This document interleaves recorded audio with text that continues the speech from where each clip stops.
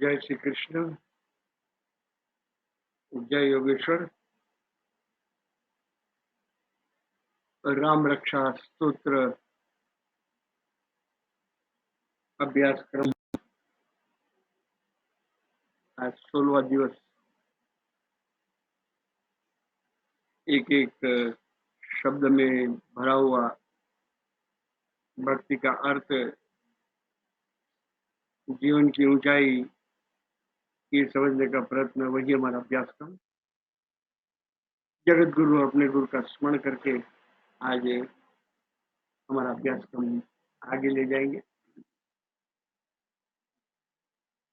20वां श्लोक से प्रारंभ करेंगे आज।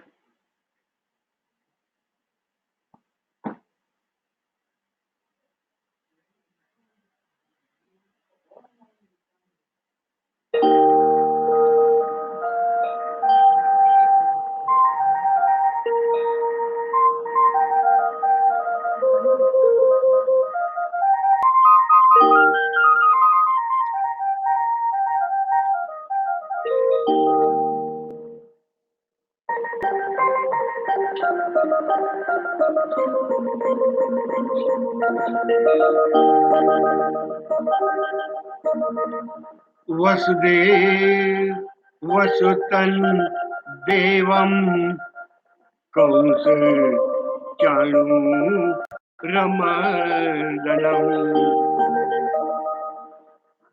देवकी परमानंदम वंदे जगद्गुरुम्। गुरुर्ब्रह्मा गुरुर्विष्णुः गुरुर्देवो महेश्वरः। गुरुः साक्षात् परं ब्रह्म तस्मै श्री गुरवे नमः।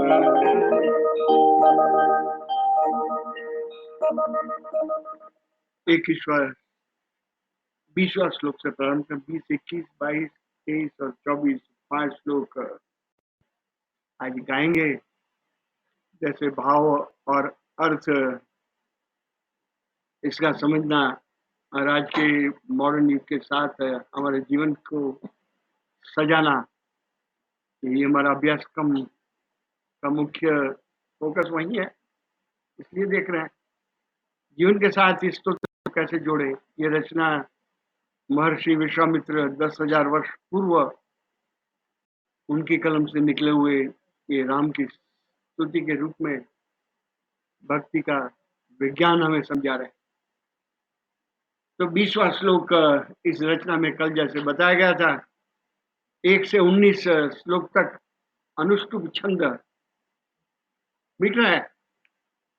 एक एक श्लोक का मीटर और अनुष्टुप छंद इस रचना में ज्यादातर श्लोक अनुष्टुप छंद है, लेकिन ये श्लोक कुछ विशेषता के कारण इसका छंद शब्द अक्षर ज्यादा है और मीटर भी 32 अक्षर तक सीमित न रहकर उसमें ज्यादा अक्षर का प्रयोग किया हुआ। तो पहले ये रचना देखेंगे और इस छंद का भी एक विशेष नाम है, जिनको विशेष जानकारी चाहिए उनके लिए भी बतला देंगे। तो मेरे साथ ही गाते जाइए।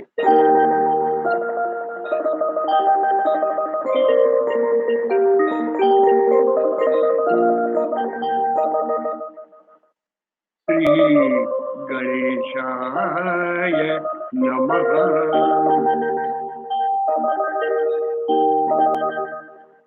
आत्तसज्ज धनुषा विशुस्पृशो अक्षया शुगनिसङ्गसङ्गिनो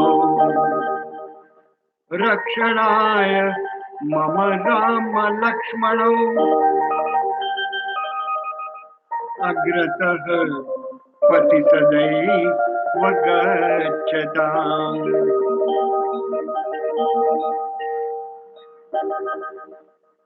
सन्नद्धः कवची खड्गी चाप बाण धरो युवा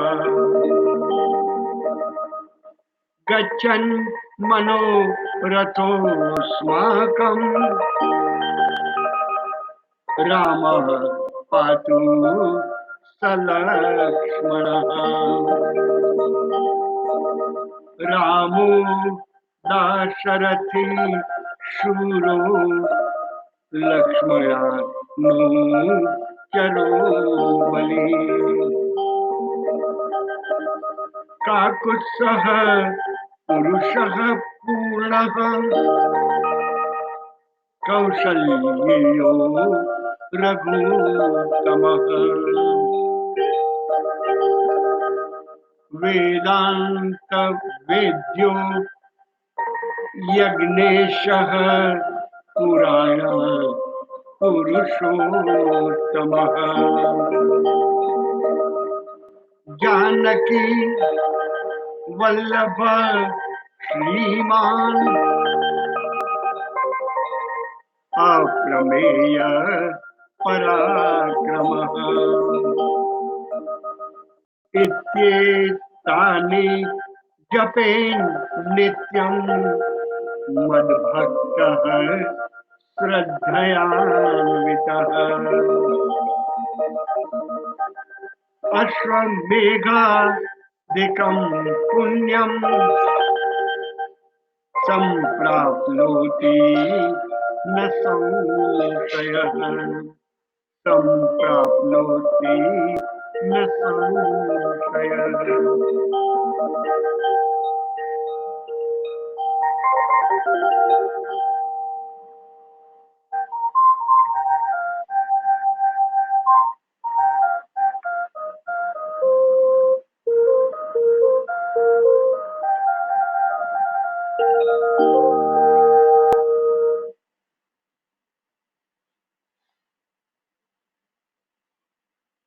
सभी साथ देने वाले को विशेष रूप से नमस्कार। महर्षि विश्वामित्र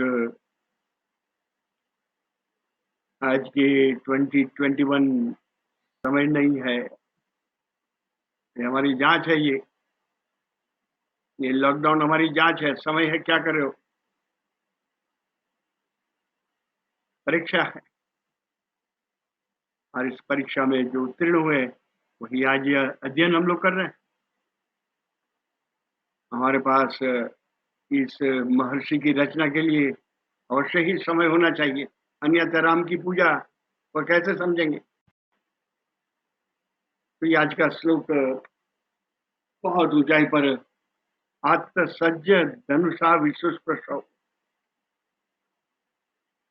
साधारणतः जो 19 श्लोक तक दिखते आए और 21वां श्लोक से भी अभी आज जो गा रहे थे, सब अनुष्टुप छंद, 1 मीटर है। एक श्लोक में 32 अक्षर है, 32, और 4 विभाग करके गा रहे तो 8-8 अक्षर है।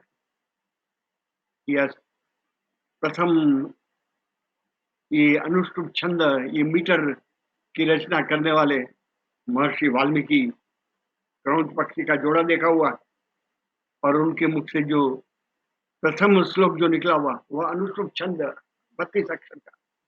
लेकिन ये आज के 20वें श्लोक में कुछ विशेष मीटर कुछ अलग है।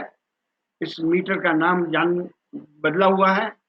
इस मीटर का नाम रन रलगा रथोद्गता। अब ये हमारे लिए तो ये याद भी रखना कठिन हो जाएगा, लेकिन इस शब्द का परिचय हो जाए तो भी हमारे लिए पर्याप्त रहेगा। महर्षि विश्वामित्र आत्मसज्ज धनुषा विश्वस्पृशौ। आत्मसज्ज, राम कैसे आए हैं? धनुष बाण सज्ज करके, धनुषा विश्वस्पृशौ। ईशु का अर्थ बाण। राम सज के आए, आत्मसज्ज धनुष बाण लेकर, धनुष सात ईशु विश्वस्पृशौ, उसको हाथ लगाकर, हाथ लगाया हुआ, निसंग, बाण जिसमें भरते हैं, पीछे में बाण रखने की जगह जो है वहां पर हाथ रखा हुआ, तुरंत उठाने के लिए तैयार है जहां पर इस बाण का उपयोग करने की आवश्यकता खड़ी हो। वैसे राम आत्मसज्ज धनुषा विश्वस्पृशौ। अक्षया सुगन संग संगीनो। अक्षया, अक्षय जो कभी खत्म नहीं होते, वैसे बाण भरे हुए। रक्षणाय मम रक्षण, मम राम लक्ष्मण हो, राम और अग्र, राम और लक्ष्मण मेरे रक्षण करने के लिए। निसंग संगीनो, हाथ स्पर्श किया हुआ बाण पर, और अखूट नहीं फूटने वाले बाण भरे हुए हैं। वह सज्ज होकर राम मेरी रक्षा कर, राम और लक्ष्मण। अग्रतः पति सदैव गच्छताम, अग्रतः आगे जाकर, राम आगे चले और मैं उसके पीछे चलूं, मैं फॉलोअर हूं, अनुयायी हूं। राम ने जो पथ तैयार किया हुआ 10,000 वर्ष पूर्व, उसी पथ पर चलने वाला। अग्रतः आगे आप राम चलिए, मुझे पथ दिखाइए, मैं आपके पीछे आने वाला हूं। आज कई जगह देखते हैं हम आपके पीछे, आगे चलिए आप, लेकिन पीछे तो दिखाई नहीं देता। राम ने आंखें सामने देकर रखी, पीछे का कोई नहीं देख सकता। पीछे क्या होने वाला वह हमारे हाथ में नहीं है। भविष्य की पीछे क्या होगा, अभी तो ये हो रहा, इसलिए भगवान कहते तू पीछे का नहीं देख सकेगा, तू आगे का देख। और पीछे का दूसरा अर्थ पास्ट टेंस, इसके बाद क्या होने वाला, वैसे पीछे क्या हुआ भूतकाल, वो भी देख नहीं सकेगा। और देखकर क्या करेगा, उसको बदलाव लाना शक्य नहीं। जो हो चुका उसमें कैसे तू बदलाव लाएगा।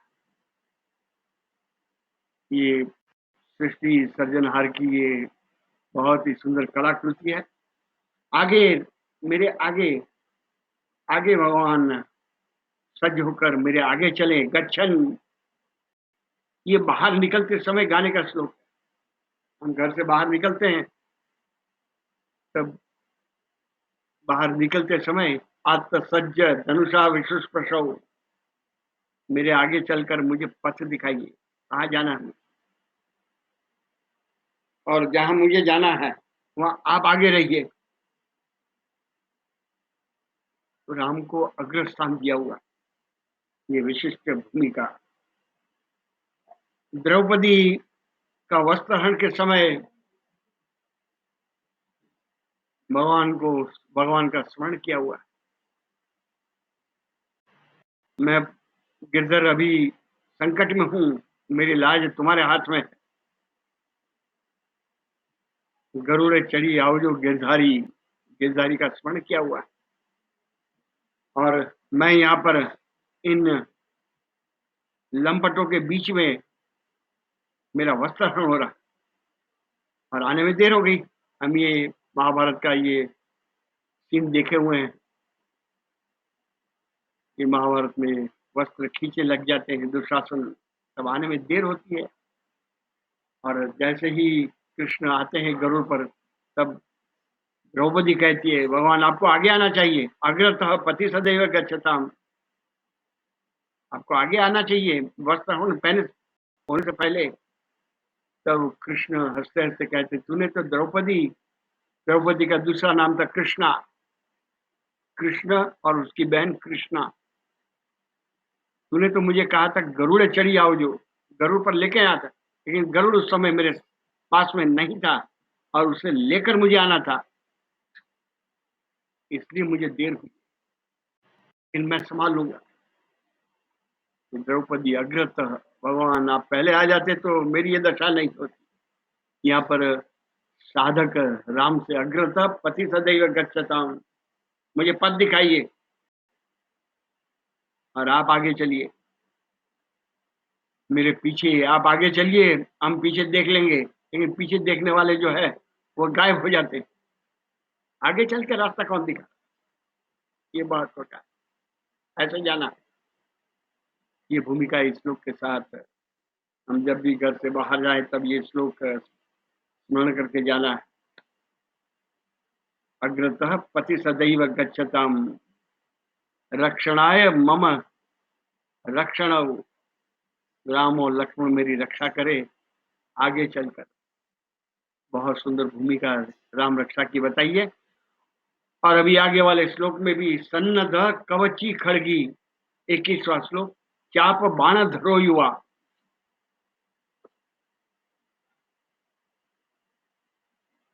कि चाप बाण, सन्नद्ध का अर्थ सजा के, सज होकर, सन्नद्ध। कवची, ये कवच है, ये कवच पहनने वाले को कवची कहा जाता है। सन्नद्ध कवची माने राम, और राम रक्षा रूपी कवच, और कवच राम को कवची कहा हुआ। कवच पहनाने वाले राम का नाम ही एक कवच है, हमारी सिक्योरिटी है। जैसे योद्धा रणभूमि पर जाता है तो सीने पर, यहाँ पर वह कठोर धातु की बनी हुई अपने सीने की रक्षा के लिए कवच पहनता है, और सिर पे भी मुकुट वैसा ही, ताकि शत्रु प्रहार से वह नुकसान न पहुंचे। ये कवच है, ये राम का कवच। राम कवच कहता है खड़गी, खड़गी लिखा हुआ बहुत दो। यहाँ पर चाप बाण धरो युवा, कैसे है? खड़गी, खड़गी हाथ में, खड़ग, ये खड़ग का अर्थ होता है डिक्शनरी तलवार, और धनुष बाण, चाप बाण धरो युवा। चाप बाण, चाप का अर्थ धनुष्य बाण, चाप बाण धरो, ये दो शस्त्र का यहाँ विश्वामित्र उल्लेख है। तलवार नजदीक के शत्रु को मारने के लिए आवश्यक होती है। धनुष्य से नजदीक के शत्रु को मारना ये युद्ध में शक्य नहीं होता। दूर से मारेंगे धनुष बाण, दूर के शत्रु। और खड़गी जो है, तलवार जो है, उससे नजदीक से मारना। दूर से तलवार फेंकने से शत्रु को मारना ये कठिन हो जाएगा। इसलिए दोनों, नजदीक के शत्रु और दूर के शत्रु, ये दोनों को मारने के लिए आप सज होकर आप आ जाइए। सन्नद्ध कवची कवच, ये आपका कवच जो है राम रक्षा रूपी, ये कवच मेरी रक्षा करे। चाप बाण धरो युवा। अभी यहाँ पर दो प्रकार के आयुध, नजदीक के और दूर के शत्रु, इसलिए जीतने वाला दो यहाँ विशेष बात बताई है। नजदीक के शत्रु और दूर के शत्रु, दूर के शत्रु को जीतने वाले को वीर कहा जाता है, और नजदीक के शत्रु हमारे भीतर हुए हैं जो, और अत्यंत नजदीक है, उसे महावीर कहा जाता है। बाहर और भीतर दोनों शत्रुओं को, दोनों शत्रुओं से रक्षण करने के लिए ये राम से प्रार्थना की, आप सन्नद्ध सज्ज होकर आइए। खड़गी चाप बाण धरो, आप वैसा रूप स्वरूप लेकर आइए। दो शस्त्र, नजदीक के शत्रु के लिए तलवार है, और दूर के शत्रु के लिए बाण और धनुष, ये लेकर आ जाइए। इसलिए सूर है, और सूर किसे कहते हैं? जिसने जितेंद्रिय, इंद्रियों को जीत लिया है, वह सूर है। इंद्रियाणाम जयेत सूर, इंद्रियों को जीता है, उसे सूर कहते हैं। और धर्म ही चरति पंडित, पंडित किसे कहते हैं? आज पंडित तो शब्द इतना घिसा हुआ है, घर में रसोई वाले को पंडित, रोटी लाइए, ड्राइवर का नाम भी पंडित, लेकिन पंडित धर्म ही चरती पंडित, वह पंडित है धर्म के लिए घूमने वाला। धर्म ही चरती पंडित। और इंद्रियों को जिसने जीता हुआ, इंद्रियाणाम जयत शूर, अंदर के विकारों को जीत लिया, वह सच्चा सूर। जितेंद्रियम, हनुमान, हनुमान बाहर के शत्रु और भीतर दोनों के शत्रु दोनों पर विजय प्राप्त किया, उसे ही जितेंद्रियम बुद्धिमत्ता वरिष्ठम मनोजवम वेगम, वह महावीर है। ये हनुमान को महावीर हनुमान कहते हैं। महावीर जैसे राजा और महाराजा, राजा बाह्य शत्रु को जीतने वाला और महाराजा बाहर और भीतर दोनों शत्रुओं को जीतने वाला। सन्नद्ध कवची खड़गी, चाप बाण धरो युवा, सच्चा युवान युवा स्वरूप है। किसी मंदिर में, राम मंदिर में राम 10,000 वर्ष पूर्व, तो वह युवा स्वरूप ही दिखाई देगा, युवान है। और युवान का परिचय कैसे? युवान का परिचय उम्र से नहीं, सच्चा युवान जिसने काम पर विजय प्राप्त कर लिया, कामनाओं का स्वामी, वह काम का गुलाम नहीं। आज हम काम के गुलाम नहीं होगा, काम में काम पर विजय प्राप्त कर लिया, वह सच्चा युवान। आज के ये यौवन जो है, उसे सुवर्ण, गोल्ड, भौतिक रसायन, केमिकल है, इसको इस्तेमाल करना जिसे आता है, वह विश्व को बदल दूंगा, समाज को भी बदलूंगा, ऐसी वृत्ति वाले को युवा कहते हैं। और निराश हुए हैं आज के कॉलेजियन युवान के लिए, युवती को छेड़ने वाले, उसी में युवानी समा जाती है। और कोई उसमें समझदार युवान कॉलेजियन होगा तो वह नहीं कुछ करेगा तो कहेंगे ये तो, इसमें कुछ दम नहीं है। We enjoy college life. आज के स्कूल और कॉलेज में जाते हुए विद्यार्थी के पास ये युवा शब्द कौन पहुंचाएगा? आज परीक्षार्थी है स्कूल में, डिग्री दूसरे की जेब से मेरी जेब में कैसे धन आ जाए, वह प्रोफेशनल विद्या सीखने के लिए कॉलेज और स्कूल। लेकिन सच्चा युवान जीवन का मूल्य समझाने वाला, उसे ही संस्कार कहते हैं। मैं मनुष्य हूं, ये इसका मूल्य समझाने वाला। विश्वामित्र युवा शब्द का प्रयोग किया हो, वैसा युवान। नचिकेता, विश्व बदल लूंगा, समाज बदल लूंगा, वैसी खुमारी जिसके पास है, वह युवान। वह आगे वाला लाइन, चाप बाण धरो युवा, गच्छन मनोरथो स्माकम। गच्छन, अब यहाँ पर सभी शरीर के अंगों की पहले रक्षा की मांग की है, अब यहाँ पर बहुत ही सुंदर एक शब्द का प्रयोग किया हुआ, मनोरथ। गच्छन मनोरथ स्माकम, गच्छन मन की रक्षा के लिए आइए। मनोरथ, मनोरथ शब्द के दो अर्थ होते हैं। मनोरथ के दो, मन रूपी रथ, इच्छा, वॉच योर विशेष, अपनी इच्छा की जांच करो। मन रूपी रथ और मनोरथ का दूसरा अर्थ इच्छा। आज कई जगह मनोरथ करो, ये मन रूपी रथ जो है। तो इच्छा शब्द का अर्थ वॉच योर विशेष, मनोरथ की जांच करो, वॉच योर विशेष। इसमें WATCH जो है, उसके बहुत सुंदर एक कवि ने अर्थ निकाले हुए हैं। वॉच योर विशेष का अर्थ W जो है पहला, वह जो है W, वॉच योर, ऑब्जर्व, ये पांचों शब्द। वॉच योर विशेष प्रथम, वॉच योर एक्शन, T का अर्थ watch your thoughts, thinking, watch your character, C, and watch your health. ये 5 मनोरथ, इसकी जांच करो,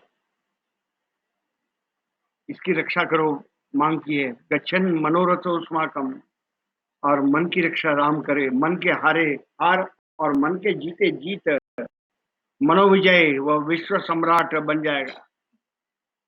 इसी तो हमारे चलचित्र में तेरा मन दर्पण कहलाए। तेरा मन ही दर्पण है। तेरा मन दिखा, उसमें तेरा चेहरा देख, वह तेरा परिचय करवाएगा। एक सुंदर मन को समझने के लिए सोक्रेटिस का उदाहरण देखेंगे। शिष्यों के साथ क्लास ले रहे थे सोक्रेटिस, और मन लगाकर क्लास। जब तक मन साथ में नहीं रहेगा तब तक वो हमारी क्रिया जो है वो कर्मकांडी हो जाएगी। माला फेरते हैं, राम राम 3 माला फेरनी है, तो कब पूरी हो जाए? लेकिन उसके साथ भाव जुड़ा होना चाहिए, मन लगना चाहिए, क्योंकि बिना मन लगे भक्ति का प्रारंभ ही नहीं होता। मन जब लग जाए तब समझ लो अभी उपासना पूरी हुई, भक्ति शुरू हुई। 2 उदाहरण देखेंगे। मन के गीता में भी मन की भगवान ने मन मना भव मैया वेश्य मनोयमाम, मन मांगा हुआ तेरा मन दे मुझे। कि मन की स्वतंत्रता भगवान ने देकर रखी है। सोक्रेटिस अपने शिष्यों के साथ क्लास ले रहे थे और संपूर्ण मन के साथ शिष्य को समझाते थे, और सभी एक एकाग्र हो गए और क्लास का समय पूरा हो गया। अभी वहां पत्नी रसोई घर में सोचती है अभी कैसे इनको इतनी एकाग्रता से शिष्य और सोक्रेटिस दोनों लगे हुए हैं। तो वहां पर उस स्त्री ने अपने रसोई घर में बर्तन बजाना शुरू किया, लेकिन यहाँ सोक्रेटिस को आवाजें नहीं सुनाई देती, एब्सेंट माइंडेड। फिर बर्तन गिराने शुरू किए, तभी कोई परिवर्तन नहीं, नो ब्रेक। फिर अंत में सभी प्रयत्न निष्फल होने के पश्चात वह एक पानी का घड़ा लेकर जाती है, और जाकर पानी का घड़ा जहाँ सोक्रेटिस बैठे हुए थे उस पर पूरा पानी डाल दिया हुआ। और सोक्रेटिस तुरंत ही कहते थे शिष्य को, मैं अभी अभी आपको कह रहा था कि वर्षा आने से पहले गड़गड़ाहट होती है। ये पहले बर्तन की गड़गड़ाहट हुई और अभी वर्षा आ गई। कि ऐसे जिसका मन चिपका हुआ वही सोक्रेटिस को आज स्मरण करते हैं। और मन की जांच है, ये भक्ति बालिशता नहीं है, भगवान की खुशामद नहीं है, उसके साथ एक होने का प्रयत्न, कंसंट्रेशन के बाद ही भक्ति। लेकिन हमारी भक्ति फूल चढ़ाना, फूल भी चढ़ाना आवश्यक है, अगरबत्ती दिया करके भक्ति पूरी, और जय गोपाल करके आरती प्रसाद। लेकिन भगवान देखते रहते हैं, ये सब तो कर लिया, लेकिन अभी मुझ में मन लगाने का जो था प्रश्न, वह कहाँ शुरू हुआ है? वह शुरू हो सुर मिलाप,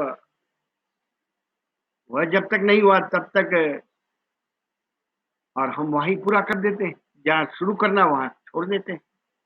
हमारी भक्ति की जांच है, मन की जांच है, मन चिपकाना, मन से एक हो जाए, 2 तन लेकिन मन एक हमारे, वही सुखी दाम्पत्य।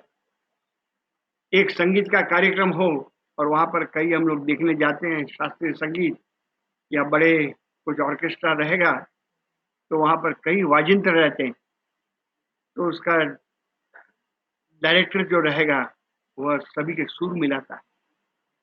सुर सबके मिल जाने के पश्चात कार्यक्रम शुरू होता है, और उतने में से एक श्रोता कहेगा वाह बहुत सुंदर, बहुत सुंदर।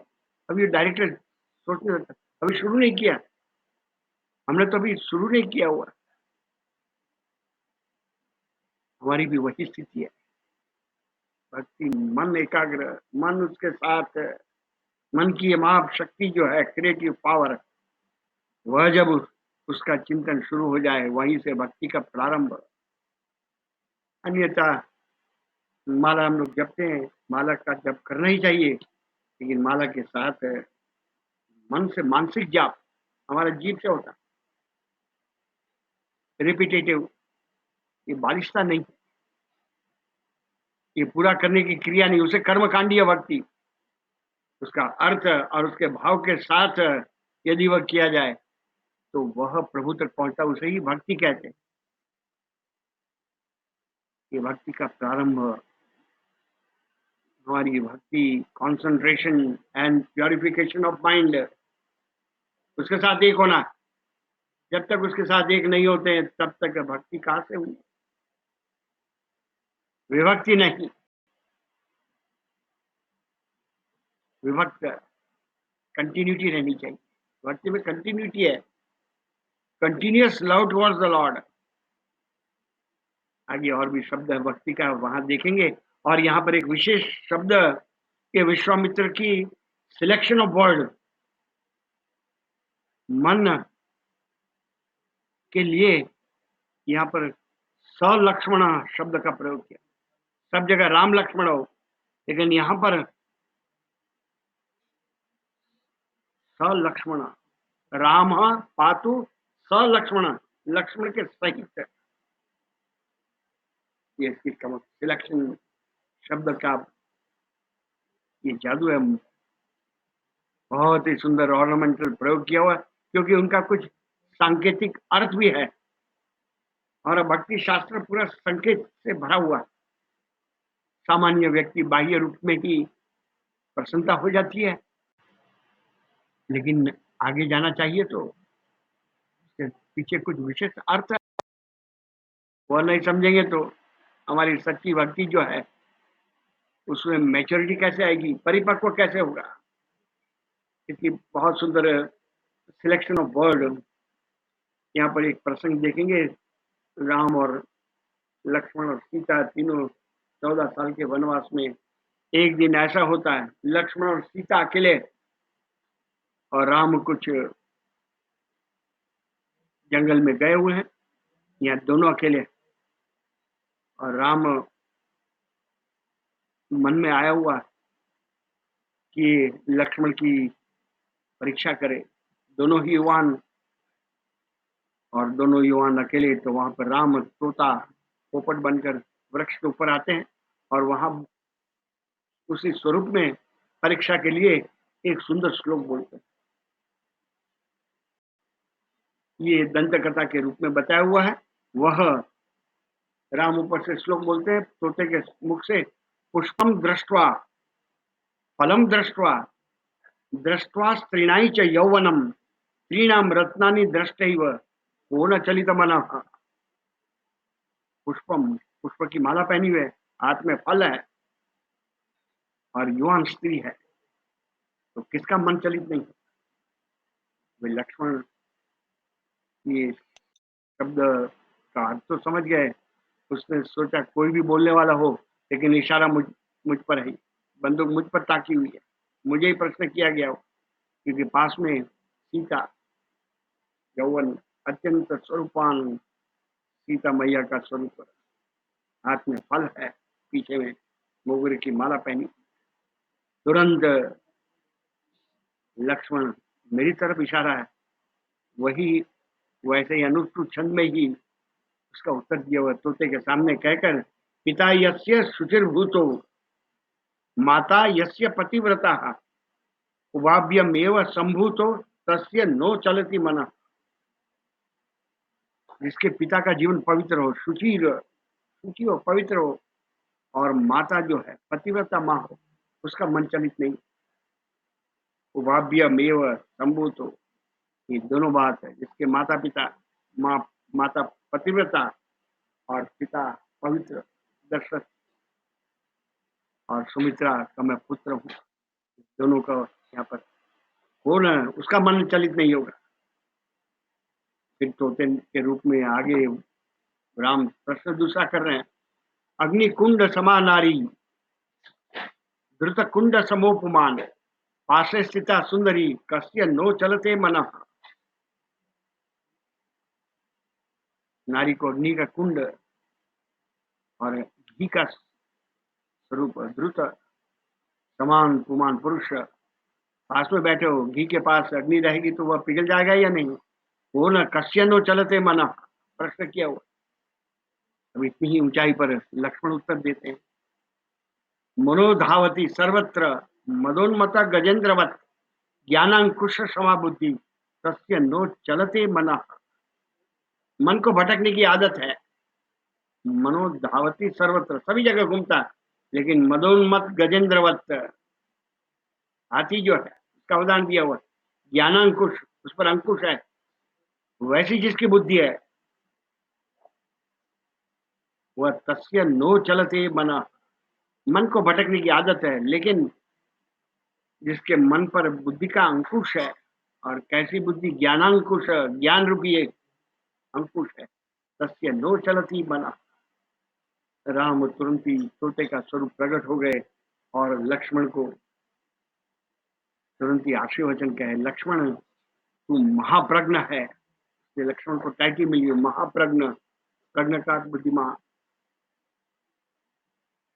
सुंदर सलक्ष्मण शब्द का प्रयोग के साथ अभी एक और भोज राजा का भी प्रसंग देखेंगे, क्योंकि मन जो है ये बहुत गहन विषय है और बहुत ही चिंतन करने का विषय है। भोज राजा रथ लेकर बाहर निकले हुए हैं और एक तालाब के पास देखते हैं तो एक सुंदर स्त्री का शरीर, अति सुंदर स्त्री नदी किनारे पानी के बाहर में, उसके भीगे वस्त्र, मन विचलित हो गया भोज राजा। लेकिन साथ साथ तो राजा भोज से ज्ञानी थे, ये तो मृत है, इसको स्पर्श, तो फिर कामना क्यों हुई, ये प्रश्न, और दरबार में आकर प्रश्न का हो। मन, महिला और विषय, ये तीनों में से मेरा मन किसने विचलित किया, मन ने, महिला ने, या विषय? तो यहाँ पर सब सोच में पड़ गए, क्या उत्तर दे प्रश्न।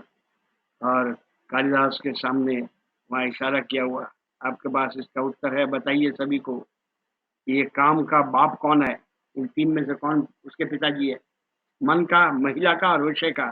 कालिदास तुरंत उत्तर दे, एक भी नहीं। तो फिर उत्तर क्या, काम का बाप कौन है? कालिदास कहते काम का बाप है एकांत, अकेले,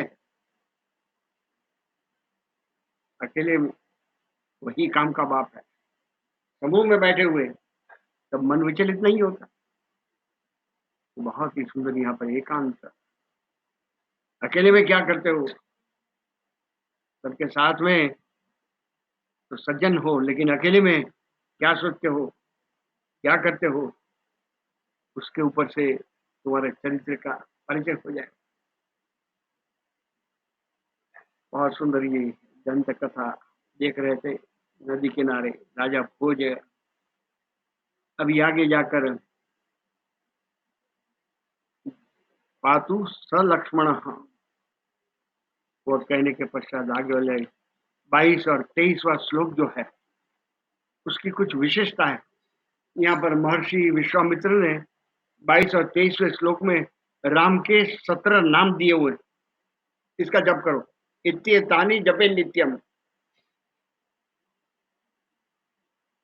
ये 17 नाम जो है उसकी लिस्ट दी है और उसमें राम का परिचय दिया हुआ है, तो एक एक करके देखते जाएंगे। रामो दाशरथी शूरो लक्ष्मणानुचरो बलि, काकुत्सह पुरुषः पूर्णः कौशल्येयो रघुत्तमः, ये 10 नाम। और 23वें श्लोक में 7 नाम और, ये संक्षेप में देखते जाएं। रामो, ग्रामर का बहुत सुंदर प्रयोग है, राम, दाशरथी नहीं लिखा, रामो, राम यानी रमने वाला, भोगों में रमने वाला जो है वह नर नहीं है, नर वही है जो भोगों में नहीं रमता। रामो, जिसका मन रम जाता है, जिसमें मन हमारा चिपक जाए वह राम, मन खींचने वाला कृष्ण, और मन जिसमें रम जाए वह राम। रामो दाशरथी, राम का दूसरा नाम दाशरथी, दशरथ राजा का स्मरण। दशरथ राजा भी बहुत ऊंचाई पर थे। इस जगत के सर्जनहार जब उनके यहाँ पुत्र बनकर आने वाले हैं, उनको पिता कहेंगे, तो वह उसका जीवन कितनी ऊंचाई पर होगा। देवताओं और दानों की लड़ाई में देव उनको युद्ध में सहायता के लिए बुलाते थे। दशरथ राजा, तो उनके पास विशेष रघुवंश क्षत्रिय नाम के नहीं थे, रघुवंशी के गुण थे, क्षत्रिय के गुण भरे हुए थे धर्म की रक्षा के लिए। वह दशरथ है, दशरथ के और सर्जनहार के पिता, 10 रथियों को एक समय में संचालन करने वाला दशरथ। स्वयं तो लड़ते हैं, लेकिन साथ में 10 रथी और भी है, उनका भी संचालन करता ये दशरथ। दशरथ राजा की एक और सुंदर उनके पास शब्द वेदी बाण चलाना, श्रवण पर चारों दिशाओं में से कहीं पर भी शब्द आएगा तो वो बाण चलाएंगे, वो जहां से शब्द आया हुआ वहां जाकर बाण पहुंच जाएगा। शब्द वेदी बाण। इस तालाब के किनारे श्रवण लोटी से पानी भरने के लिए आया हुआ था, वहां पानी की आवाज, अंधेरा था रात्रि का समय, तो पानी की आवाज बुड़बुड़ आती है और बाण फेंका हुआ सीधा जाकर श्रवण का वध किया। शब्द वेदी बाण, कितने बड़े बाण की विद्या उनके पास हो। स्वयं राजा होते हुए ऋषि की आज्ञा मान्य की। वशिष्ठ कुल गुरु थे, विश्वामित्र आए तब दौड़कर गए हुए। कुल गुरु, आज तो कुल गुरु कहते हैं जिसे शादी का मुहूर्त निकालने वाले, वैसे कुल गुरु नहीं थे वशिष्ठ। उनके पास गए हुए दशरथ राजा, मार्गदर्शन, मुझे ऋषि बताइए क्या करना है, क्योंकि राम राज्य की व्यवस्था में 8 ऋषि मंडल ऊपर में था। ऑटोक्रेटिक रूल में राजा एक होता है और आज नीचे मंत्री होते हैं, लेकिन राम राज्य में ऊपर 8 ऋषि मंडल था। सुप्रीम कोर्ट, वह उनके हेड ऑफ द 8 ऋषि मंडल वशिष्ठ है। तो ये स्वयं राजा होते हुए भी वह वशिष्ठ के पास क्या करना भी बताइए। इसलिए सभी रघुवंशी राजा राजर्षि कहलाते, ऋषि जैसा जीवन और सिंहासन पर प्रजा पर राज्य करने वाले, नीति पूर्वक। रामो दाशरथी शुरो, शुर का हम लोग पहले देख रहे थे, अंदर बाहर शत्रु पर विजय। इसलिए राम और लक्ष्मण मुकुट भी पहनते थे राजा होते हुए, बाहर के शत्रु पर और भीतर के शत्रु पर विजय प्राप्त करने का जटा धारण किया। ये जटा और मुकुट, ये जटा और मुकुट, मुकुट पहन में गए। लक्ष्मणानुचरो, तीसरा राम का ये, राम का परिचय। लक्ष्मण जिसका अनुचर था, लक्ष्मण का भी बहुत बड़ा समर्पण था कि राम के रथ की ध्वजा पर जो दंडी जो थी वो लक्ष्मण, और बहुत सारे, जिस तरह से महाभारत में अर्जुन कृष्ण को समर्पित था, वैसे ही लक्ष्मण राम को समर्पित थे। उनके सामने मुख नहीं खोलते थे। राम ने एक बार छेड़ा हुआ था लक्ष्मण को, लक्ष्मण यदि युद्ध प्रारंभ होने से पहले यदि अभी रावण आकर हमें सीता लौटा दे तेरी भाभी को, तो फिर हमें लड़ाई करनी चाहिए क्या? और लक्ष्मण तुरंत जवाब देते, लड़ाई तो अवश्य होगी, रावण का वध करना होगा, सीता तो वापस उसको देनी ही पड़ेगी, क्योंकि उसने वेदत्रयी को नुकसान किया हुआ। ऐसे व्यक्ति को वध करना अवश्य इतनी ऊंचाई पर जिनकी सोच है वह लक्ष्मण अनुचर समर्पित था, राम के सामने मुख नहीं खोलता था। आगे हम लोग देख चुके हैं, सौमित्री वत्सल। एक और प्रसंग देखें, सुग्रीव वाली वध के बाद राज्य, किष्किंधा का राज्य हाथ में आ गया। अभी सीता की खोज बाकी है। जिस तरह से वचनबद्ध थे, मैं वाली का वध करके तुझे राज्य वापस दिलवा दूंगा, वैसे तू भी सीता की खोज करेगा। लेकिन राज्य आने के बाद वो वचन से भिन्न हो गया। तब लक्ष्मण जाते और जाकर सुग्रीव को धमकाया हुआ, जैसे वाली का वध करने के लिए बाण जो उठाया हुआ था, वैसे एक और कहीं भी बाण राम के पास में अभी भी अक्षय भंडार है, तो समझ ले।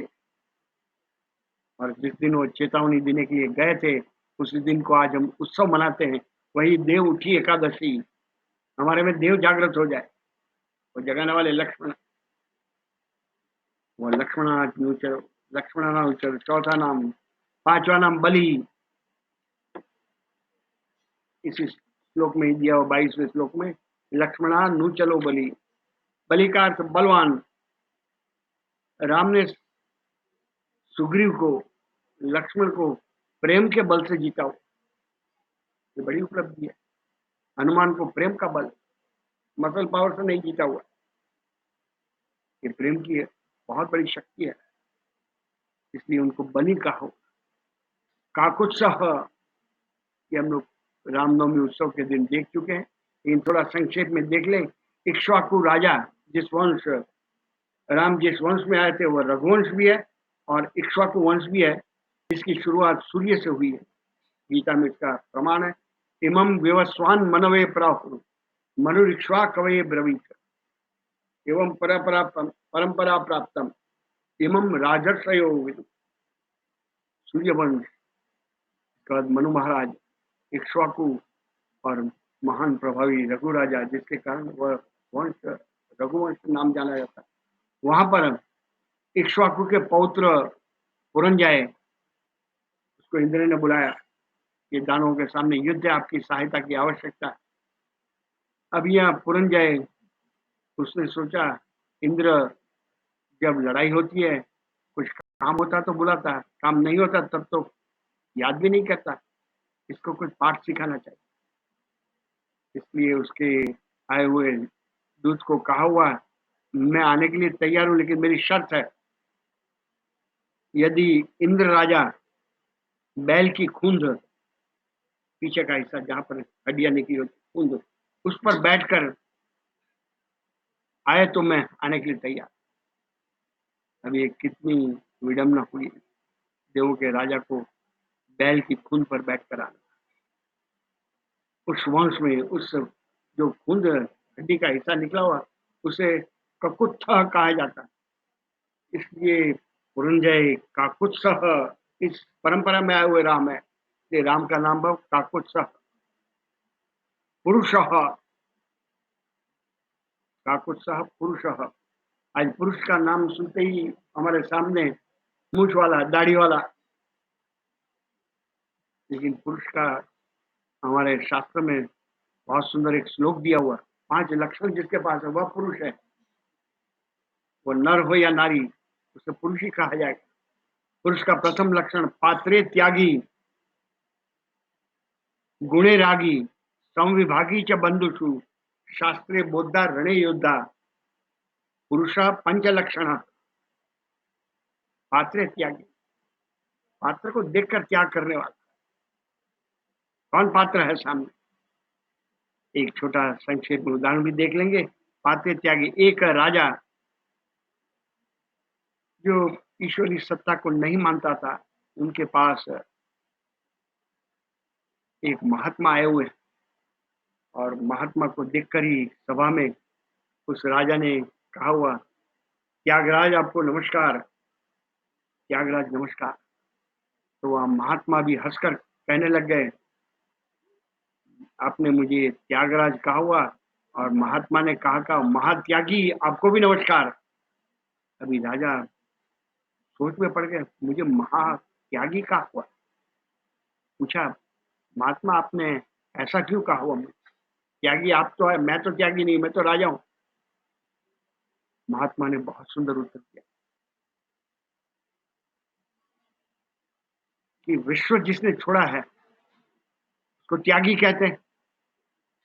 मैंने विश्व छोड़ा हुआ विश्वम्भर के साथ, लेकिन राजा तूने तो विश्वम्भर को छोड़ दिया। विश्व से विश्वम्भर बड़ा होता है, इसलिए तू महात्यागी। राजा समझ गया संकेत यह है, मुझ पर है। तुरंत ही महात्मा के चरण पकड़ लिए और सही दिशा पकड़ ली। पात्रे त्यागी, गुणे रागी, दूसरे के गुण देखकर जो खींच होती है, आसक्ति होती है, मुझ में भी गुण प्राप्त हो। और गुणी ही गुणवान को पहचान सकता है।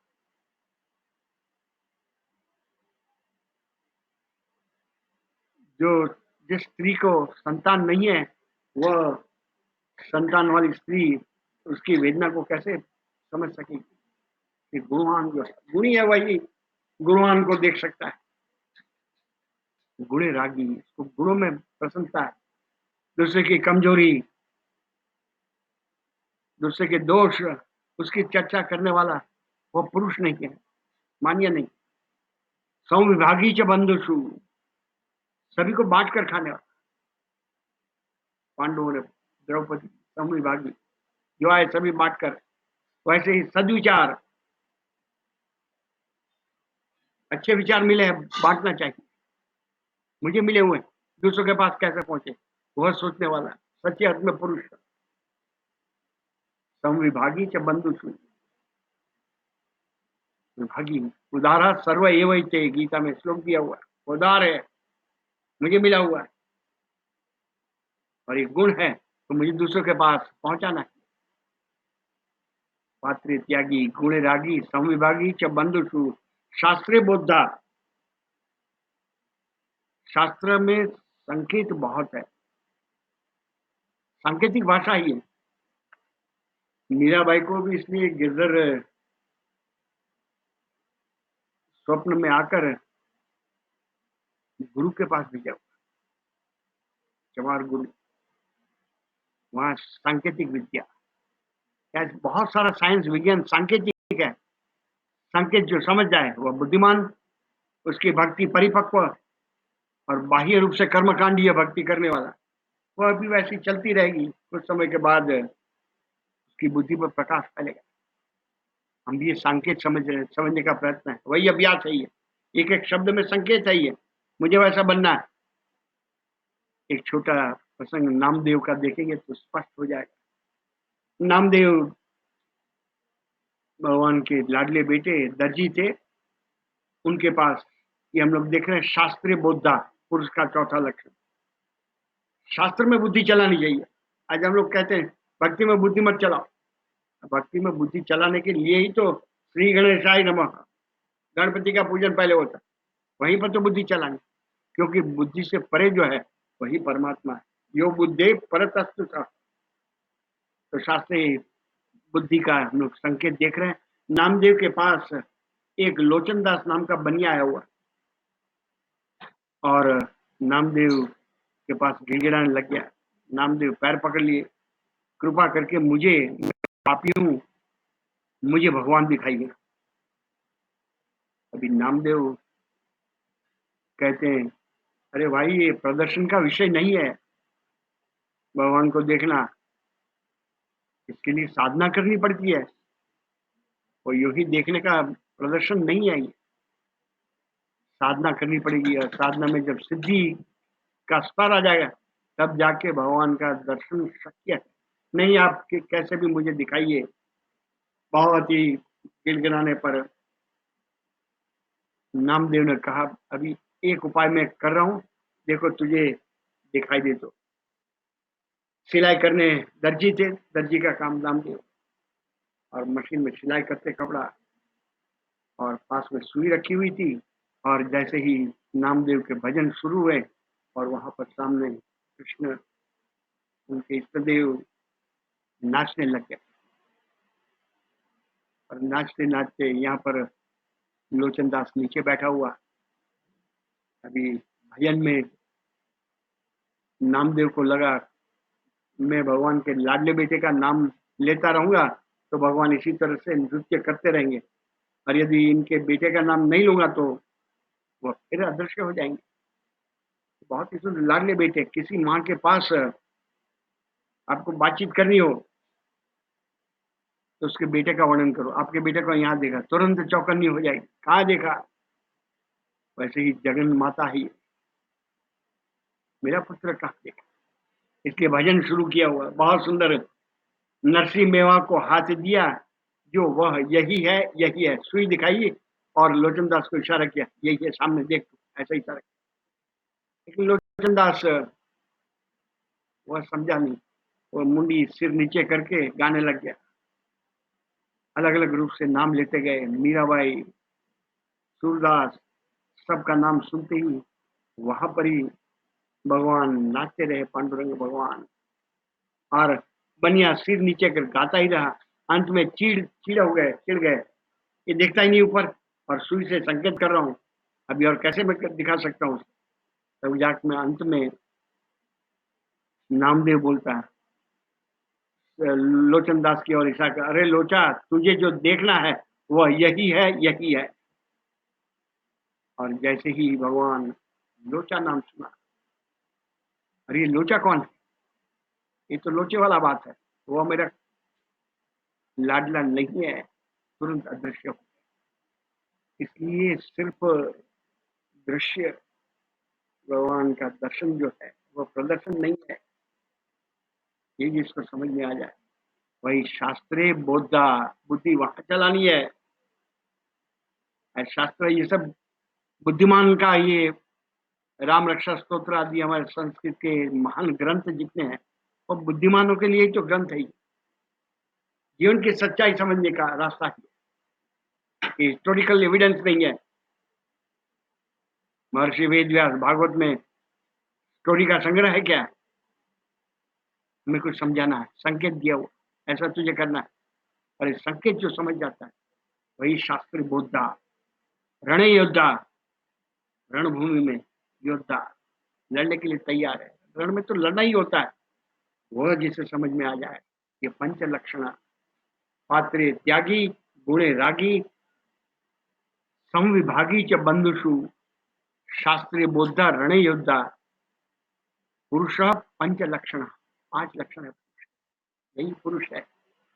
और राम का यह वर्णन करते हुए वही पुरुष, पुरुषोत्तम पुरुष उसे ही कहते हैं। 5 लक्षण। आज यही समाप्ति करेंगे, क्योंकि अभी 7 ही 17 में से 7 नाम ही अब पूरा कर पाए, और आज संकेत पूरा करने का इशारा कर रहा है।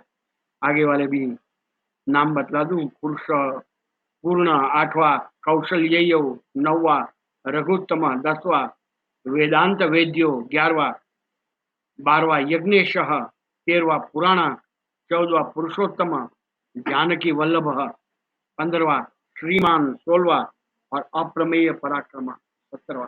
इस 17 नाम के बताए हुए इसका जप करने के लिए ये तानी जपे नित्यम। और जप भी करने के लिए कैसे? नित्यम, कभी कभी नहीं, सुविधा हुई तब नहीं, समय मिलेगा तो देखूंगा। वह जप का विशेष परिणाम जीवन पे नहीं आए, नित्य स्वाभाविक। नित्य शब्द का प्रयोग किया जो भक्ति योग में भगवान ने भी, अर्जुन ने जब प्रश्न किया होता एवं सतत युक्ताई, तो भगवान के सतत युक्त नहीं, नित्य युक्ता उपासक। भक्ति में नित्य चाहिए। बहुत सुंदर रहस्य से भरा हुआ। आज यही समाप्ति करेंगे। ये 21, 22, 20, 21, 22 ये 3 श्लोक का साथ में गाएंगे। और आज यह पूरा करके परसों फिर मिलेंगे 8 यही समय पर। कल हमारा गीता का क्लास है 6:30 बजे। सभी को राम और कृष्ण ये दोनों ही इतनी ऊंचाई पर जीवन था, हमारे लिए नीचे आए हुए हैं हमें ऊपर उठाने के लिए। और यदि हमारे पास समय नहीं है तो ऊपर उठना नहीं है।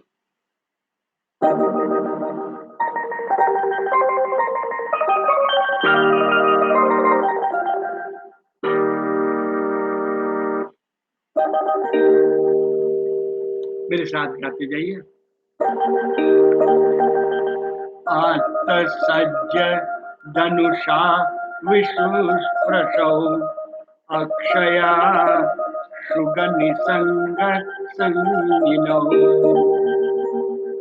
रक्षणाय मम राम लक्ष्मणौ अग्रतः पतिसदैव गच्छताम् सन्नद्धः कवची खड्गी चाप बाणधरो युवा गच्छन् मनोरथोऽस्माकम् रामः पातु सलक्ष्मणः रामो दाशरथी शूरो लक्ष्मणानुचरो बली काकुत्स्थः पुरुषः पूर्णः कौशल्येयो रघुत्तमः कौशल्येयो रघुत्तमः वसुदेवसुतं देवं कंसचाणूरमर्दनम् देवकी परमानन्दम्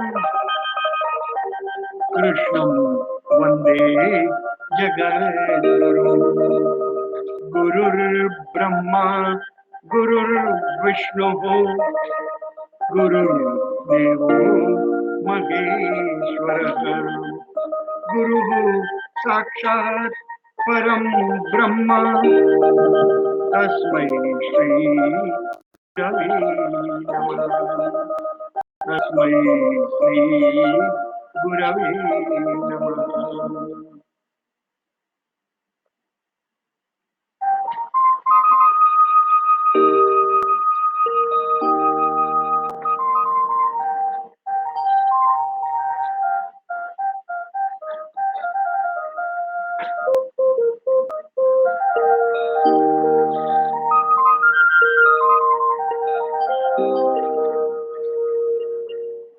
जय श्री कृष्ण, जय योगेश्वर। यहीं समाप्ति करें।